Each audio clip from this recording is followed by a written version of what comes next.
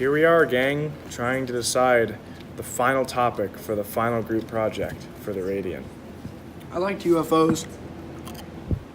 UFOs is kind of cool, although there's no real concrete evidence about a lot of that stuff, so... Excuse you? There definitely is. Oh, I guess I didn't realize that. But, like, seriously, what could we actually do that we're going to be able to get a good grade on? We have to do something crazy. Yeah, something like monumental. Anybody have any ideas specifically? How about we just kind of shout out some topics, you know, on 3 maybe. Okay, I'm down with that. Yeah. Count to 3. Okay. 1, 2, 3. Let's do ghosts!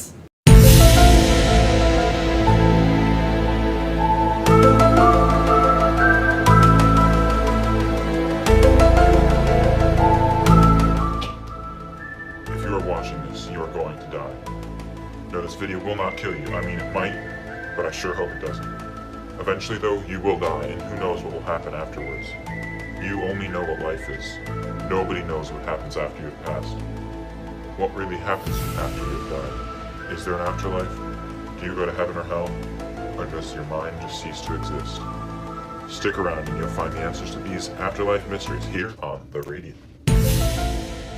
And now, an interview with Miss Ellen Pennock, art teacher at Charles O. Dickerson High School. You've had some paranormal experiences in your life. Yes. Can you tell me about maybe some of the most monumental ones? Okay, so I've got a good one. And it didn't directly happen to me.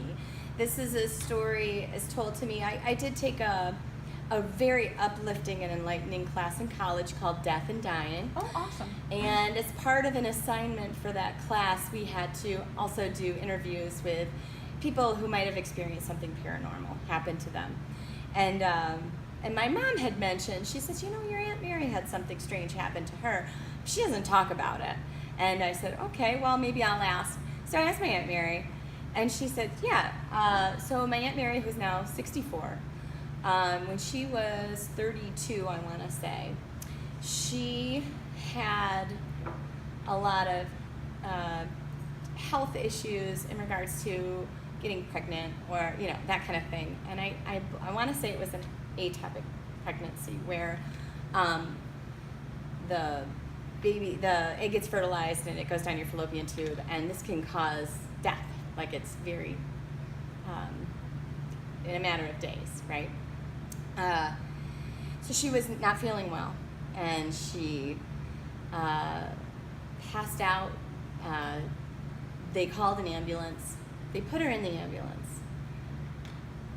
And as they were hooking her up, she heard one of the paramedics say, she's gone, she's dead, she's dead. And she felt the blanket go over her face. And she heard that, and the next thing she remembers is a light, right? So bright, warm light, and she went towards the light, and she emerged on a field, great big field. Other people were emerging next to her, and she was walking forward, and she came to a river.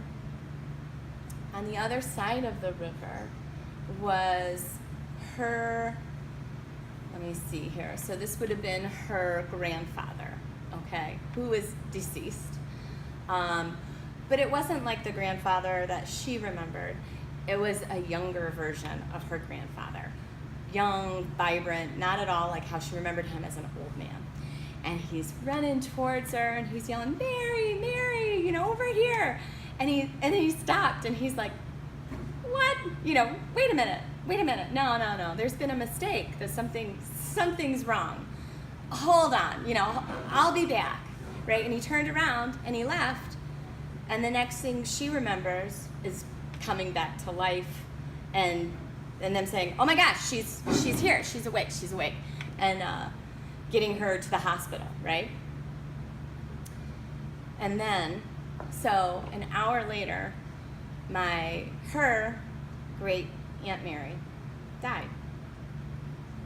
So, leading you to believe that there was a mistake. Something happened, and her grandfather's sister passed away within an hour. Yeah. And so she says that she really does believe she went someplace else, and she didn't talk about it too much. You know, it's kind of a, you know, people believe you or not, you know, kind of thing. But I found that to be pretty substantial in my book, you know. Years later, like in the last 6 years, my grandmother died. And my Aunt Mary is also a firm believer in going to the psychic, because she just loves the psychic, right? Having a paranormal experience like that makes you kind of want to believe in that kind of stuff. And she went to the psychic and to contact my grandmother, her mother. And she said, the psychic said to her, "Your mom is dancing on a cake. I don't understand this at all. Do you know what that's about?" And my Aunt Mary laughed. She says, "Oh yeah, we buried my mother with a piece of fruitcake that she had saved in the fridge for probably 30 years because it was the last thing her brother had sent to her before he died in like 1986, right? And so they said, "What are we going to do with this fruitcake?" So they buried her with it. So she says, "Okay, yeah, so that makes a lot of sense. She's dancing on a cake," and dancing, you know, meaning that her back doesn't hurt anymore. She suffered from scoliosis her entire life. And she said, and what Mary said, it's the real deal. So I think that's pretty substantial. It gives me hope for at least a bright light. Right? Yeah. Would you consider yourself more of a skeptic or more of a believer based on these experiences? I would probably say more of a believer. You know, these are people who I love, who I cherish, who make an impact in my life, and parts of me want to believe, you know? What about before learning about these experiences? Would you say you were still more of a believer than a skeptic? Yeah, definitely, because my sister scared me all the time with ghost stories and anything like that. So my siblings really like to do that to me. So I would say, yeah, I erred more on the side of that. The class that I took, the death and dying class, was actually really fascinating in that the instructor would read a ghost story at the beginning of every class, and he would ask us to, you know, is this real? Did this really happen? Or is this somebody making up stories? And it was interesting to hear the skeptics versus the believers, and for the people who just weren't sure, like, well, how could that happen, you know, or why would they write that if that's not a true, you know, what would be the point? But I mean, I guess there's great storytellers for that reason too. And I have to say, my family is full of really great storytellers, so who knows, who's to say? Next up, some spooky stories from Miss Jane Broadfield. Do you believe in ghosts? Yes, I definitely believe in ghosts, and they're actually, I feel that they're pretty much a big part of my life. My name is Jane Broadfield. This is my first year at Charles O. Dickerson High School. Love my job, the kids, and that's about it. I would say it probably all began when my mom passed, you know, which was, you know, a horrific thing for me, especially at 20-something years old. I think it was like 21 years old. So, you know, of course I was devastated. Our family was devastated. She was in a bad car accident. Anyway, and I just, as years went by, you know, you kind of live with it. You get over it. Never get over it, but you live with it. And I felt that, you know, I was missing so much in my life, but she's here. And I know she's here. I mean, I've definitely, and I 100% believe that it is her that comes. And that's it. My most recent, which encounter with her was probably the most recent real physical encounter. Like, I feel she's here all the time, and I see signs and things, but the biggest encounter was last year. When we were thinking about buying Trumansburg ice cream. My daughter wanted to buy it, and I'm 57 years old. And I'm like, do I need this right now in my life? Blah blah blah.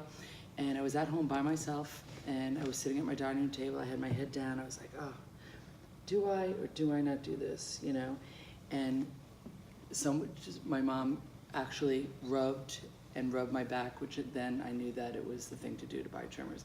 And trimmers is probably the best thing that our family has done together as a unit, because we work there together, and and it's so much fun, and we're helping the community, and the people that come in we're helping, even though they're helping us by buying ice cream. But we have a lot of situations where people have come in. We've actually had an intervention right in our parking lot, which I feel probably wouldn't have happened if we didn't have trimmers. So that was the most recent physical encounter that I've had. A couple of weeks ago, which I didn't actually feel her presence, but I knew it was her, was when Kelsey came home from college, and I, damn, I didn't go to the bank. I wanted to go to the bank to get money. We were going out to dinner, and I'm getting ready, and boop, there was two $50 bills underneath my jewelry box, which I don't have a lot of jewelry. That jewelry box is filled with my mom's jewelry.